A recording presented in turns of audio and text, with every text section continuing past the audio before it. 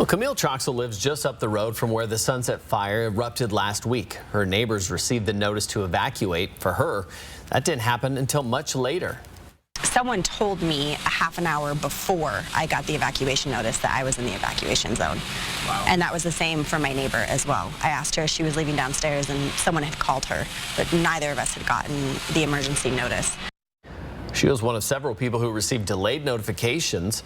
In fact, some people had no idea there was a fire until they saw the fire boss in the sky. This lapse in communication caused frustration for some people who had no time or the information they needed to pack up. And our Jordan Smith joins us from that apartment complex tonight with how this happened. Jordan? Yeah, well, this is the apartment complex just a few blocks away from where that fire erupted last week. And when those fire officials sent out those level 3 evacuations, the go now evacuations, many of the people living here didn't receive that notification until much later. Everything was fine. I stepped inside to get my headphones and came out to a fire boss plane dropping retardant overhead. Camille Troxel was completely caught off guard by the rapidly approaching wildfire creeping towards her apartment. And I wouldn't have known if I hadn't gone outside. She was even more surprised to find out she was in the evacuation zone, having not been sent the emergency alert the majority of her complex received. I didn't get one, and people kept asking me if I was in the evacuation zone, and I kept saying, no, I don't think so, because I haven't gotten any notification. The emergency alert hasn't gone off, so I must be okay.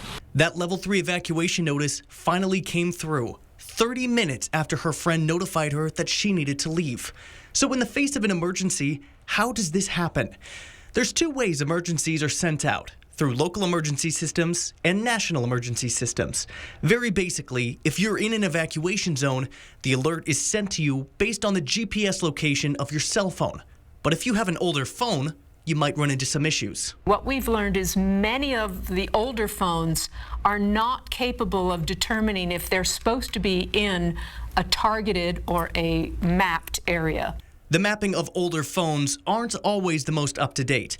For example, someone living north of 5 Mile Road could be told to evacuate from a fire burning in Cheney, which happened to an employee at KXLY. The emergency management team is also posting information to their Facebook page. But as Troxel points out, older generations may not know where to look to find that information. We're leaving an older generation behind when we're relying on things that aren't,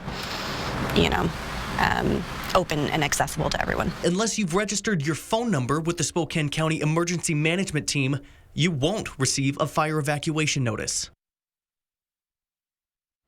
So to register your number to receive alerts, Google Alert Spokane and then scroll down halfway down the page. You'll see to click to register your phone number. You'll be able to fill out your information and be notified of an alert when you need to be aware of an emergency near you.